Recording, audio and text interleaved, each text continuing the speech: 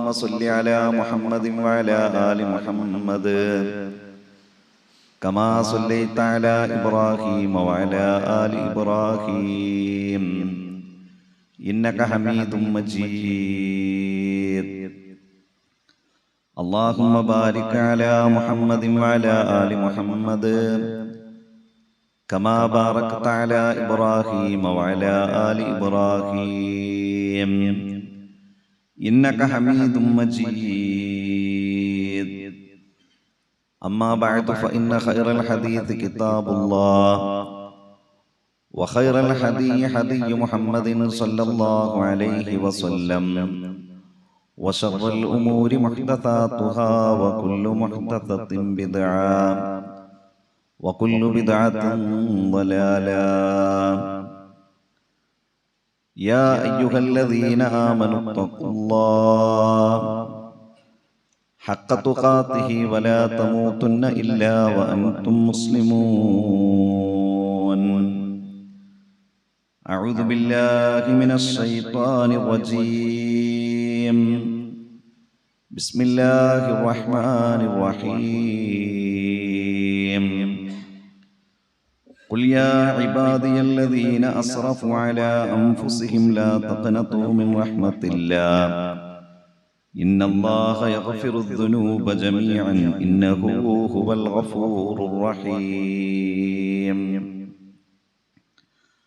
ബഹുമാന്യരായ സഹോദരന്മാരെ, സഹോദരികളെ, ജീവിതത്തിൽ കഴിവിന്റെ പരമാവധി അള്ളാഹുവിനെ സൂക്ഷിച്ചുകൊണ്ട് ജീവിക്കുകയും അള്ളാഹുവിന് ഇഷ്ടമുള്ള പ്രവർത്തനങ്ങൾ പരമാവധി ജീവിതത്തിന്റെ ഭാഗമാക്കി അള്ളാഹുവിന് ഇഷ്ടമില്ലാത്ത പ്രവർത്തനങ്ങളിൽ നിന്ന് പരമാവധി മാറി നിന്നുകൊണ്ട് നല്ല മനുഷ്യരായി ജീവിക്കാൻ പരിശ്രമിക്കണമെന്ന് എന്നോടും നിങ്ങളോടും നമ്മുടെ എല്ലാം പരലോക രക്ഷയ്ക്ക് വേണ്ടി ആമുഖമായി ഉണർത്തുകയാണ്, വസിയത്ത് ചെയ്യുകയാണ്.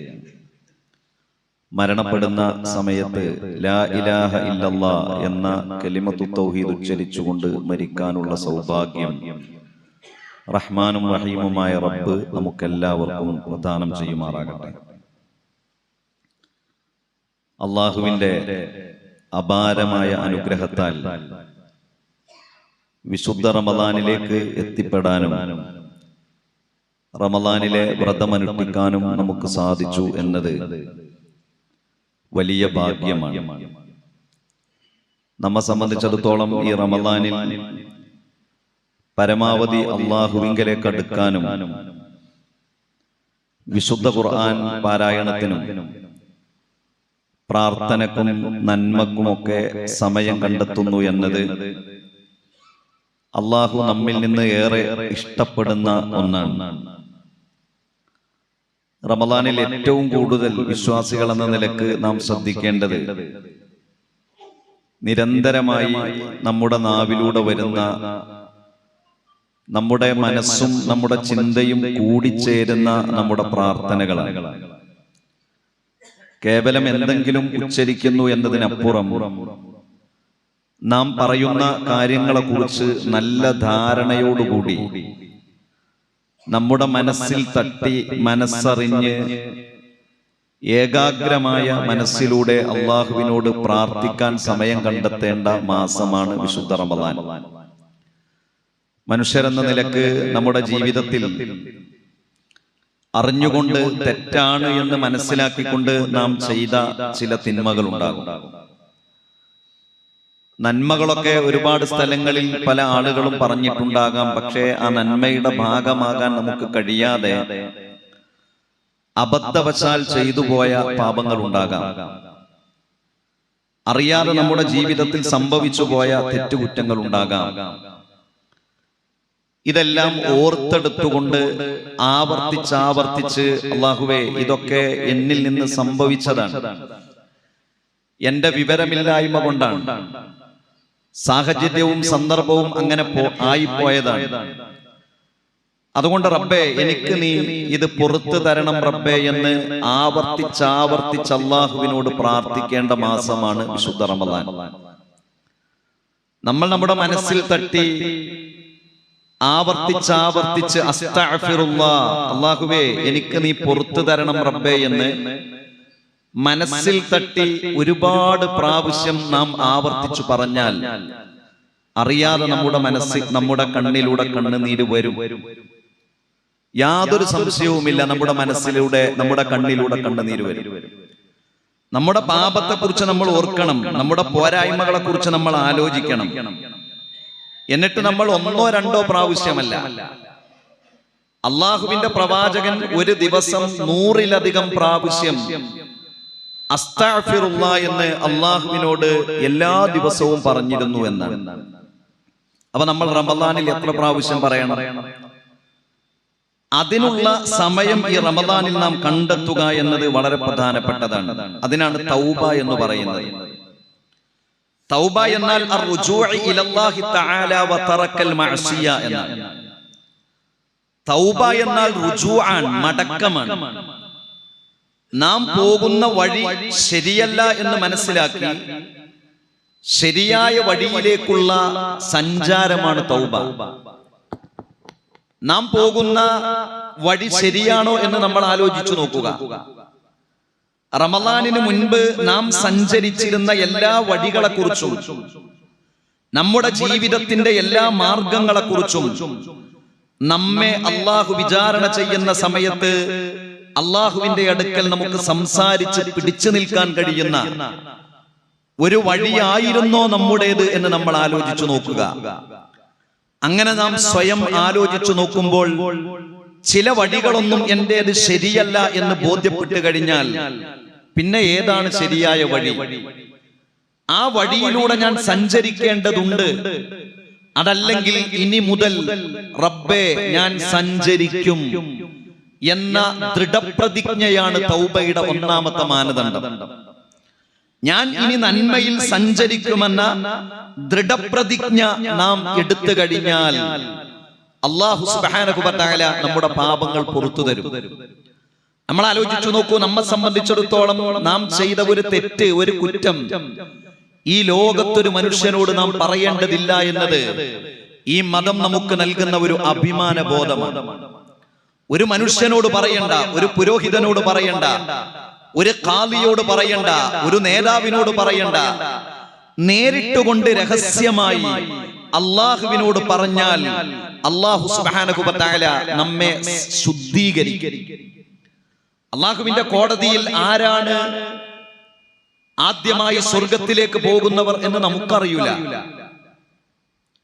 അല്ലാഹു സുബ്ഹാനഹു വ തആല ആദരിക്കുന്ന, ബഹുമാനിക്കുന്ന ആളുകൾ നമ്മുടെ കൂട്ടത്തിൽ ആരൊക്കെയായിരിക്കും എന്നത് നമുക്കാർക്കും ഒരു ഉറപ്പുമില്ല.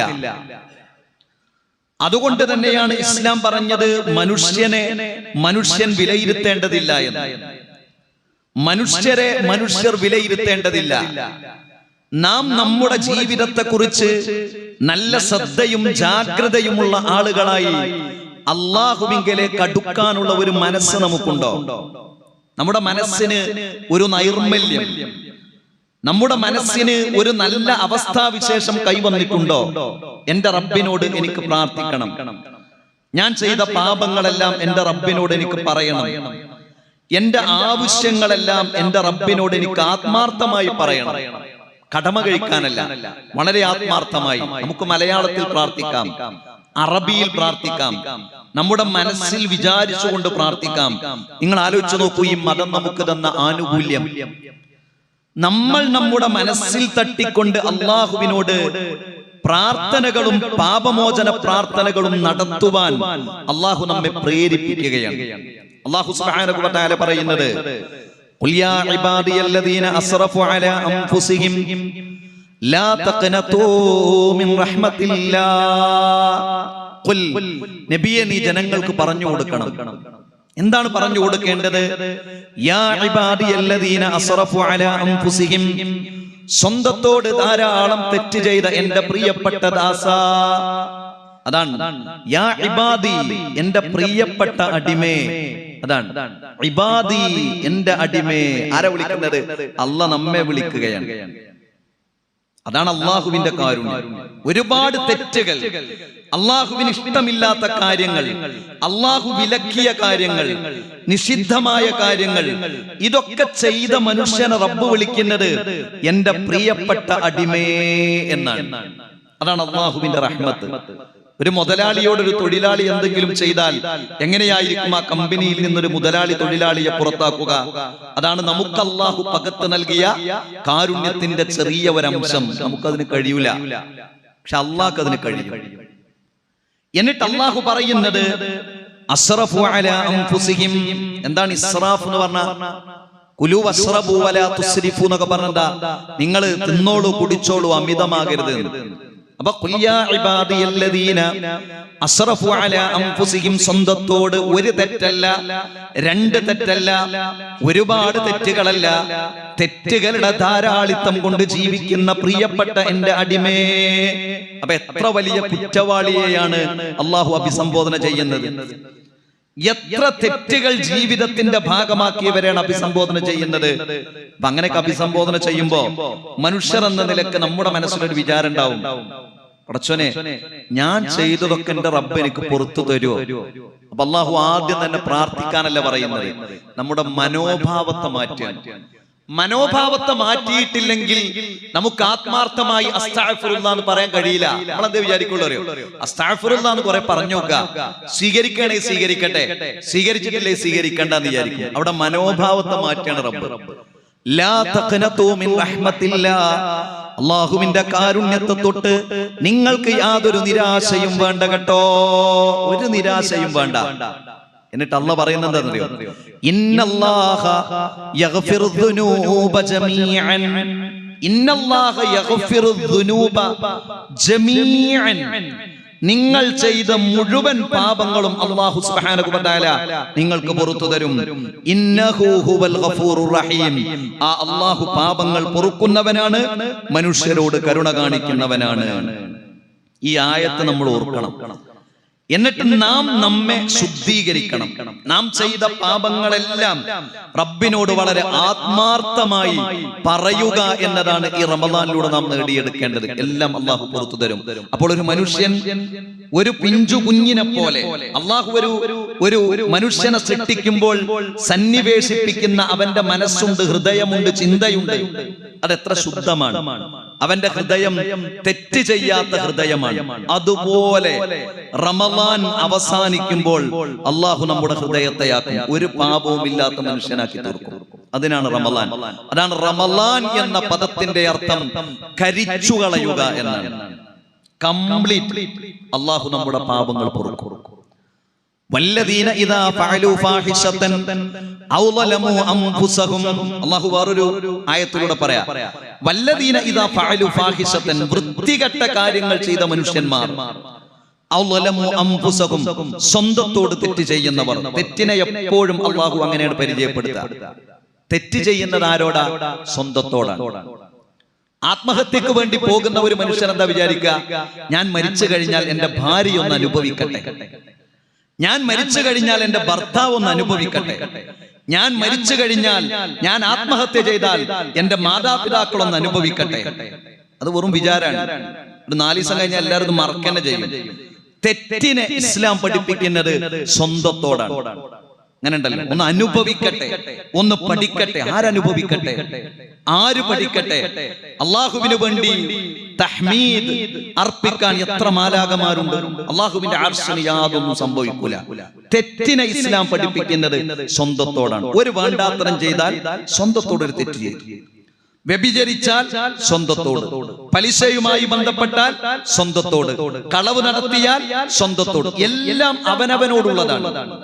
ثم أورثنا الكتاب الذين اصطفينا من عبادنا فمنهم ظالم لنفسه, ഞാൻ ഗ്രന്ഥം നൽകിയ ആളുകളിൽ 3 ടൈപ്പ് മനുഷ്യന്മാരുണ്ട്. അല്ലാഹു പറയാം ثم എന്ന് പറയാൻ കാരണം, മുൻകാലങ്ങളിൽ നൽകിയ വേദഗ്രന്ഥക്കാരെ പരിചയപ്പെടുത്തിയിട്ട് അല്ലാഹു ഖുർആൻ നൽകിയ നമ്മെ കുറിച്ച് പറയണം.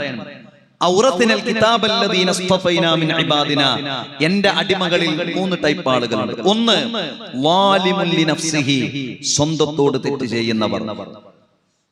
മുഖ്തസിദുൻ, വലിയ കുഴപ്പമില്ലാതെ ജീവിച്ചു പോകുന്നവർ, സാബിഖും ബിൽ ഖൈറാത്ത്, നന്മയിൽ മുൻകടക്കുന്നവർ. അപ്പൊ സ്വന്തത്തോടാണ് തെറ്റ്. അതാണ് ഖുർആൻ പറഞ്ഞത്. വളരെ വൃത്തികെട്ട കാര്യങ്ങൾ ചെയ്ത മനുഷ്യ, സ്വന്തത്തോട് അക്രമം ചെയ്ത മനുഷ്യ, ദക്കറുല്ലാഹ്, നീ അല്ലാഹുവിനെ ഒന്ന് ഓർത്താൽ മതി. ഫസ്തഗ്ഫറൂ ലിദുനൂബിഹിം, അല്ലാഹു നിന്റെ പാപം പുറത്തു തരും. വമൻ യഗ്ഫിറു ദുനൂബ ഇല്ലല്ലാഹ്, പാപങ്ങൾ പുറത്തു തരാൻ, ഒരു മനുഷ്യനെ വിമലീകരിക്കാൻ, ഒരു മനുഷ്യനെ വിശുദ്ധീകരിക്കാൻ അല്ലാഹുവിനെ കൊണ്ടല്ലാതെ മറ്റൊരാളെ കൊണ്ടും സാധിക്കുകയില്ല. അതെന്താ അങ്ങനെ പറയാൻ കാരണം? മനുഷ്യന്റെ പോക്കറ്റിലെ പണം ഏറ്റവും കൂടുതൽ ചൂഷണക്കാർ അടിച്ചു മാറ്റുന്നത് എന്തിന്റെ പേരിലാ? ഉഷാറാകാൻ.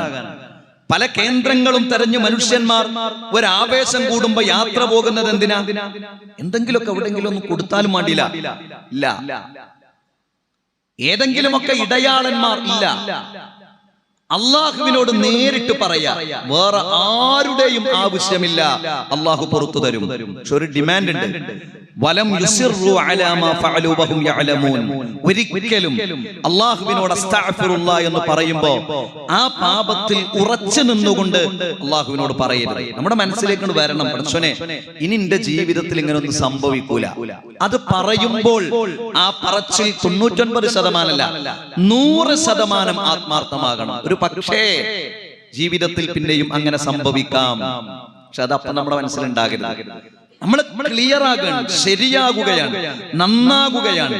എന്റെ ഈ പാപം കൊണ്ട് അല്ലാഹു സുബ്ഹാനഹു വ തആല എന്നെ വിചാരണ ചെയ്യരുത് എന്ന വിചാരം ഉണ്ടായി അല്ലാഹുവിനോട് പ്രാർത്ഥിക്കണം. അതിന് നമുക്ക് എന്ത് ചെയ്താൽ മതി? നമുക്ക് കുറച്ചേരം പള്ളിയിൽ ഇരുന്നാ മതി, നമുക്കൊന്ന് തറാവീഹിന് വന്നാ മതി. ആ തറാവീഹിന്റെ സുജൂദിൽ ഇമാമ് സുബ്ഹാന റബ്ബിയൽ അഅല എന്ന് 3 പ്രാവശ്യം ചൊല്ലുന്നതിൽ നമുക്കൊരു 3 പ്രാവശ്യം കഴിഞ്ഞ് വീണ്ടും സമയമുണ്ട്, നമുക്ക് അസ്തഗ്ഫിറുല്ലാഹ് എന്ന് പറയാം. നമുക്ക് നമ്മുടെ സുന്നത്ത് നമസ്കാരത്തിൽ സുജൂദിൽ കിടന്ന് അസ്തഗ്ഫിറുല്ലാഹ് എന്ന് പറയാം. നമുക്ക് നമസ്കാരം കഴിഞ്ഞ് എന്നും എടുക്കുന്നതിനേക്കാൾ കൂടുതൽ ഒരു 10 മിനിറ്റ് അള്ളാഹുവിനോട് അസ്തഗ്ഫിറുല്ലാഹ് എന്ന് തുടങ്ങുന്ന പാപമോചന പ്രാർത്ഥനകൾ പറയുക എന്നത് നമുക്കാകെ ഇതിന് മുടക്കുള്ളൂ. അത് ചെയ്തിട്ടില്ലെങ്കിലോ അള്ളാഹു പറയണം, നിഷേധികളായ ആളുകൾ അവര് നാളെ പരലോകത്ത് എന്തിനും റെഡിയാകും. അവരുടെ കയ്യിൽ എന്തെങ്കിലും ഉണ്ടെങ്കിൽ, പക്ഷെ ഒന്നും ഉണ്ടാവില്ല. ലൗ അന്ന ലഹും മാ ഫിൽ അർളി ജമീഅൻ വമിസ്ലഹു മഅഹു ലിയഫ്തദൂ ബിഹി മിൻ അദാബി യൗമിൽ ഖിയാമ.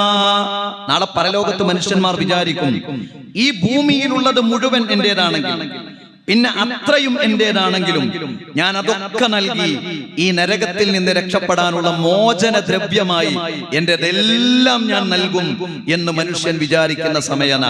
പക്ഷെ അള്ളാഹു ഒന്നും സ്വീകരിക്കൂല. ആ സമയത്ത് മനുഷ്യന്റെ കയ്യിൽ ഒന്നും ഉണ്ടാവില്ല. ഇപ്പൊ നമ്മുടെ കയ്യിലുണ്ട് കുറച്ച് പണമുള്ള ആളുകൾക്ക് ഇപ്പൊ വല്ലാതെ പരാതി തോന്നേണ്ട ആവശ്യമില്ല. ഇല്ല, കാരണം എന്താ? നമുക്കുള്ളത് കൊണ്ടാണ്. ഉണ്ടോ? നമ്മളോട് ചോദിക്കാം, നമ്മുടെ അടുത്ത് ഉണ്ടോ? ഉണ്ടെങ്കിൽ നമ്മൾ കൊടുക്കണം. നമ്മുടെ അടുത്ത് ഉണ്ടോ? ഇല്ലെങ്കിൽ നമ്മൾ കൊടുക്കണ്ട. നമ്മൾ മനുഷ്യന്മാരെ ബോധ്യപ്പെടുത്തണ്ട. ഉണ്ടോ? നമ്മുടെ 500 രൂപയാണ് കൊടുക്കുന്നതെങ്കിൽ അതിന് റമളാൻ അല്ലാത്ത കാലത്ത് ഒരു കണക്കുണ്ട്. അത് 10 ഇരട്ടി മുതൽ 700 ഇരട്ടി വരെയാണ്. റമളാനിൽ അതിന് കണക്കില്ല, കൂലി. നമ്മളടുത്ത് ഉണ്ടോ? ഉണ്ടെങ്കിൽ ആത്മാർത്ഥമായി നൽകുക, ഇല്ലെങ്കിലോ കൊടുക്കാതിരിക്കുക. കാരണം അതുകൊണ്ട് കാര്യമല്ല.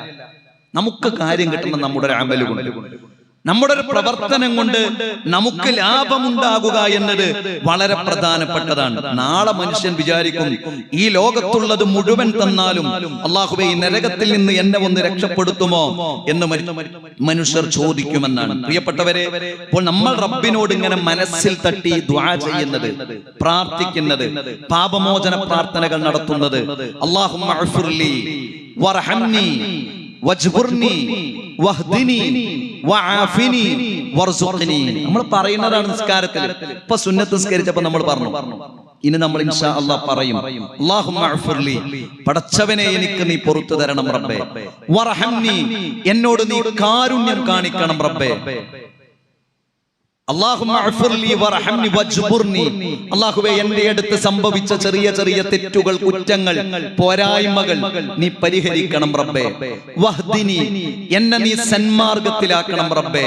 വആഫിനി എന്റെ ശരീരത്തിന് രോഗങ്ങളിൽ നിന്ന് നീ സംരക്ഷിച്ച് നീ സൗഖ്യം നൽകണം റബ്ബേ. വർസുഖ്നി എനിക്ക് നീ ഉപജീവന മാർഗം നൽകണം റബ്ബേ. ദുനിയാവും പറഞ്ഞു, ആഖിറത്തും പറഞ്ഞു. പക്ഷെ പറയുമ്പോൾ നമ്മളത് അങ്ങനെ പറയണം. നമ്മൾ ഒരാളോട് ഒരു കാര്യം പറയുമ്പോൾ അതിൽ എത്ര നമ്മുടെ ഒരു ആവശ്യമാണെങ്കിൽ അതിൽ എത്ര നമ്മൾ ആത്മാർത്ഥത കാണിക്കും, അതുപോലെ നമ്മൾ ആത്മാർത്ഥത കാണിച്ചു പറയണം. മനസ്സിൽ തട്ടി പറയണം, ഏകാഗ്രമാകണം. നമ്മൾ ഇരിക്കുമ്പോ ഞാൻ എന്റെ റബ്ബിനോടാണ് പറയുന്നത് എന്ന ബോധം ഉണ്ടാകണം. എങ്കിൽ നമുക്ക് നമ്മുടെ ജീവിതത്തിൽ ഐശ്വര്യമുള്ള ലോകം ഉണ്ടാകും, സന്തോഷത്തിന്റെ ഒരു ലോകം വരാൻ. നമ്മൾ പറയാറില്ലേ, ഒരു വിഭാഗം ആളുകളെ സ്വർഗത്തിലേക്കും മറ്റൊരു വിഭാഗം ആളുകളെ അള്ളാഹു നരകത്തിലേക്കും മാറ്റിവെക്കുന്ന ഒരു സന്ദർഭം. ഇത് നിരീശ്വരവാദികൾ കേൾക്കുമ്പോ ചിരിക്കും, അവർ ചിരിക്കും. ഇതര മതസ്ഥരായ ആളുകൾ കേൾക്കുമ്പോ അവര് മനസ്സിൽ എന്തൊരു വിഡ്ഢിത്തമാണ് ഈ പറയുന്നത് എന്ന് വിചാരിക്കും. എന്നാൽ അള്ളാഹുവിന്റെ അനുഗ്രഹം കൊണ്ട് ഈ ലോകമുണ്ട് എന്ന് ദൃഢമായി വിശ്വസിക്കുകയും അതുണ്ട് എന്ന് ഉറപ്പുള്ളതുമായ ഒരു ലോകമാണ്. ആ ലോകത്തെ കുറിച്ച് ഖുർആൻ പറഞ്ഞു,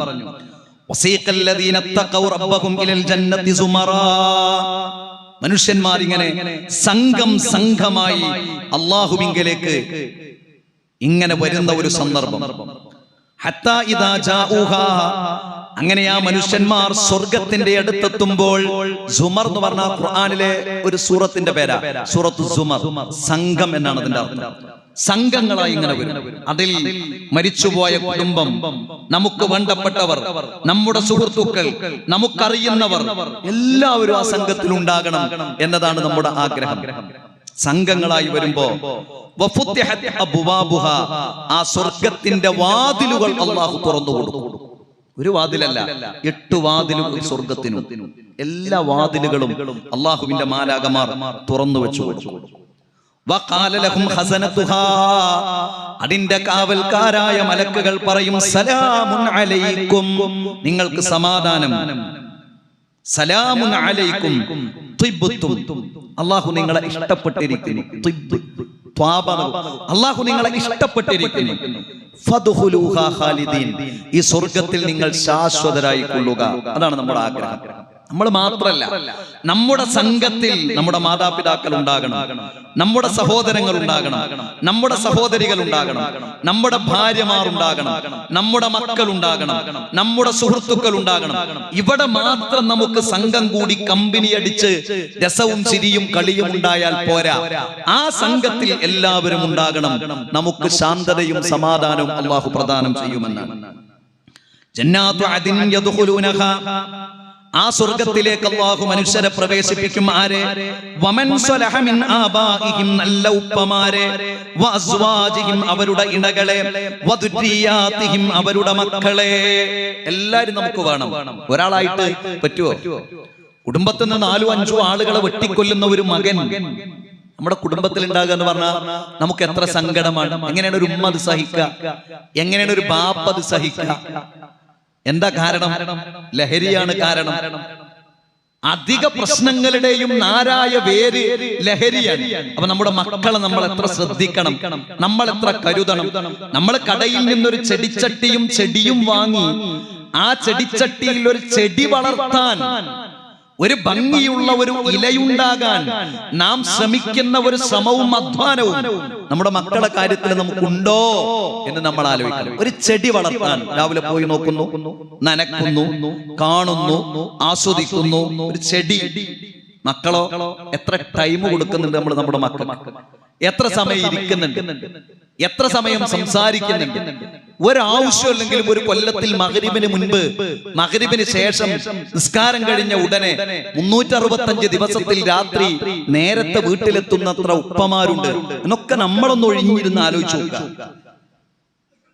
എല്ലാരും ഉണ്ടാവുക സ്വർഗത്തിൽ എന്നാണ്. നന്നായാൽ ഉപ്പമാരുണ്ടാകും, ഇണകളുണ്ടാകും, മക്കളുണ്ടാകും.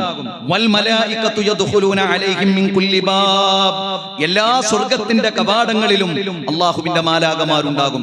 അവർ പറയും സലാമുൻ അലൈക്കും. ഇത് ഖുർആനിലെ വേറെ ആയത്താ. സലാമുൻ അലൈക്കും, നിങ്ങൾക്ക് സമാധാനം. എന്തിന്? ബിമാ സബർതും, നിങ്ങൾ ക്ഷമിച്ചില്ലേ? നിങ്ങൾ എന്തൊക്കെ ക്ഷമിച്ചു? നിങ്ങളൊരു മുസ്ലിം ആയതിന്റെ പേരിൽ, ഒരു വിശ്വാസിയായതിന്റെ പേരിൽ നിങ്ങൾ എന്തൊക്കെ ക്ഷമിച്ചു? ആളുകൾ ഹറാമും ഹലാലും ഇല്ലാതെ ക്യാഷ് ഉണ്ടാക്കിയപ്പോൾ നാട്ടുകാർ നിങ്ങളോട് പറഞ്ഞില്ലേ പണം വേണോ, അതിനിങ്ങനെ ഇസ്ലാം നോക്കിയാൽ നടക്കൂല എന്ന് പറഞ്ഞില്ലേ? പക്ഷേ നിങ്ങൾ മതം നോക്കിയില്ലേ? നിങ്ങൾ ഇസ്ലാം നോക്കിയില്ലേ? നിങ്ങൾ ഖുർആൻ നോക്കിയില്ലേ? മനുഷ്യർ ഇങ്ങനെ ആഡംബരത്തോടുകൂടി പലിശയുമായി ബന്ധപ്പെട്ടപ്പോ, അതൊക്കെ നമ്മുടെ നാട്ടിൽ ജീവിക്കുമ്പോ ഇതൊക്കെ കുറച്ച് വേണ്ടിയെന്ന് പറയുമ്പോ നിങ്ങൾ പോയില്ലല്ലോ. നിങ്ങളുടെ മനസ്സിൽ നല്ല ഒരു വാഹനം ആഗ്രഹമില്ലായിരുന്നോ? നല്ല ഒരു വീട് ആഗ്രഹമില്ലായിരുന്നോ? നല്ല ആഡംബരം ആഗ്രഹമില്ലായിരുന്നോ? നിങ്ങൾ പോയില്ലല്ലോ. ഇല്ല, അതാണ് നിങ്ങളുടെ ക്ഷമ. എന്തൊക്കെ ക്ഷമിച്ചു നിങ്ങൾ? എന്തൊക്കെ ക്ഷമിച്ചു? മുസ്ലിമായതിന്റെ പേരിൽ നിങ്ങൾ ക്രൂശിക്കപ്പെട്ടില്ലേ? പീഡിപ്പിക്കപ്പെട്ടില്ലേ? നിങ്ങൾ ക്ഷമിച്ചില്ലേ? ക്ഷമക്കുള്ളതാണ്. ഇസ്ലാമിക സംസ്കാരം ജീവിതത്തിന്റെ ഭാഗമാക്കിയതിന്റെ പേരിൽ 6-ാം നൂറ്റാണ്ടിൽ നിന്ന് വണ്ടി കിട്ടാത്തവർ എന്ന് നിങ്ങളെ പരിഹസിച്ചില്ലേ?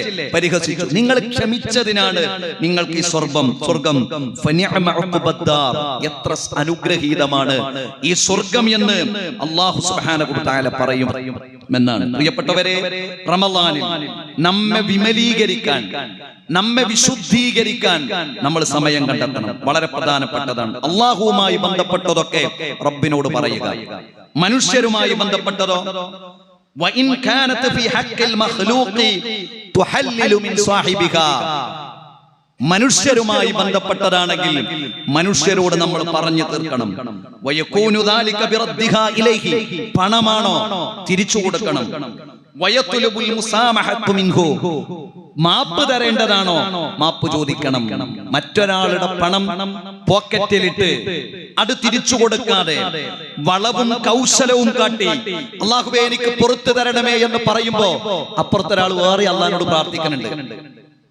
നമ്മൾ മാത്രമല്ല പ്രാർത്ഥിക്കണേ, വേറൊരാളും റബ്ബിനോട് പ്രാർത്ഥിക്കുന്നുണ്ട്. അല്ലാഹുവേ എന്റെ പണം അയാൾ അനർഹമായി പിടിച്ചു വെച്ചു, അല്ലാഹുവേ എനിക്ക് നീ നീതി നൽകണമേ എന്ന് പറയുമ്പോ റബ്ബ് ആരുടെ കൂടെ നിൽക്കും?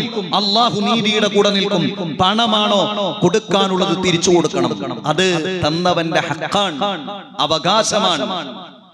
വളരെ പ്രധാനപ്പെട്ട അനന്തര സ്വത്താണോ? ദുർബലരായ സഹോദരിമാർ, ദുർബലരായ സഹോദരന്മാർ ബാപ്പയുമായി ചാഞ്ഞും അടുത്തും ഒപ്പിടുത്തും ഒപ്പിടാതെയുമൊക്കെ എഴുതിയും അല്ലാതെയും ഓരിവച്ചും നല്ല സ്ഥലവും ആകാത്തതുമൊക്കെ കണക്കാക്കി അനീതിയുള്ളത് കൈപ്പെടുത്തിയിട്ടുണ്ടോ? അപ്പുറത്ത് പ്രാർത്ഥിക്കുന്നുണ്ട് സഹോദരിമാർ, അപ്പുറത്ത് ദുർബലരായ സഹോദരന്മാർ പ്രാർത്ഥിക്കുന്നുണ്ട്. അവരുടെ ഹക്ക് അവർക്കുള്ളതാണ്. ഒന്നിച്ച് പാർട്ട്ണർഷിപ്പിൽ കച്ചവടം തുടങ്ങിയതാണോ? ഒക്കെ ആണ്. പിന്നെ എങ്ങനെ ഒരാളെ ഒഴിവാക്കി?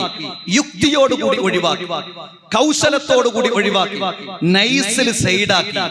അള്ളാഹുവിനോട് സമാധാനം പറയേണ്ടി. അയാളുടെ ഹക്കാണ്, അയാളുടെ ഹക്കാണ്.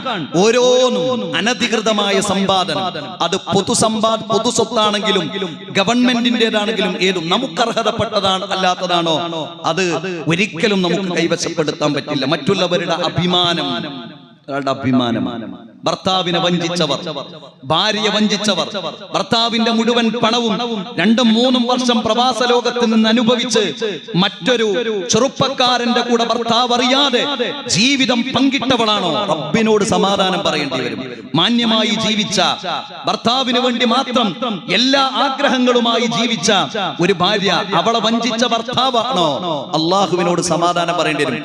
മനുഷ്യരുമായിട്ടുള്ള ഹക്കിടപാടുകൾ അത് മനുഷ്യരുമായി ബന്ധപ്പെട്ട് പറഞ്ഞു തീർക്കണം. ഉമ്മയോട് പിണങ്ങിയവർ, ബാപ്പയോട് തെറ്റിയവർ, സഹോദരനെ കണ്ടാൽ തിരിഞ്ഞു നടക്കവർ, ഒരേ ഉമ്മയുടെ ഗർഭപാത്രത്തിൽ ഉണ്ടായി പിറന്ന് സന്തോഷം പങ്കിട്ടവൾ, സന്തോഷത്തോടുകൂടി ഉമ്മയും ഉപ്പയുമുള്ള കാലത്ത് സഹോദരിയും സഹോദരനുമായി ജീവിച്ചവർ, സമ്പത്തിന്റെ പേരിൽ, ചെറിയ പിണക്കത്തിന്റെ പേരിൽ തെറ്റി നടക്കുന്നവർ ശ്രദ്ധിക്കണം നമ്മൾ.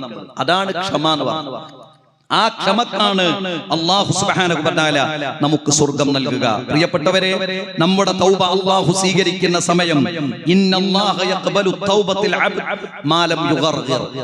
യുഗർഗിർ എന്ന് പറഞ്ഞാൽ അതൊരു ശബ്ദം, അത് പിന്നെ ഒരു അറബി പദമായതാണ്. ഗറഗറ, അവസാനം സക്കറാത്തിന്റെ സമയത്ത് ഇവിടെ നിന്ന് വരുന്ന ഒരു ശബ്ദമുണ്ട്, അതിനാണ് ഗർഗറ എന്ന് പറയുന്നത്. ആ ശബ്ദം വന്നാൽ പിന്നെ അല്ലാഹു തൗബ സ്വീകരിക്കുകയില്ല. കാരണം ആ തൗബ ഫിർഔൻ നടത്തിയിട്ടുണ്ട്. ചെങ്കടലിൽ ഇങ്ങനെ മുങ്ങുമ്പോ ഞാൻ മൂസയിൽ വിശ്വസിച്ചിരിക്കുന്നു, മൂസയുടെ റബ്ബിലും വിശ്വസിച്ചിരിക്കുന്നു, അല്ലാഹു സ്വീകരിക്കില്ല. അതുകൊണ്ട് ആരോഗ്യമുള്ള സമയമുള്ള ഈ വിശുദ്ധ റമദാനിൽ അല്ലാഹുവിനോട് വളരെ ഇഖ്ലാസോടുകൂടി ആത്മാർത്ഥമായി പാപമോചനം നടത്താൻ നാം ശ്രദ്ധിക്കേണ്ടതുണ്ട്. അല്ലാഹു സുബ്ഹാനഹു വ തആല നമ്മെ അനുഗ്രഹിക്കുമാറാകട്ടെ.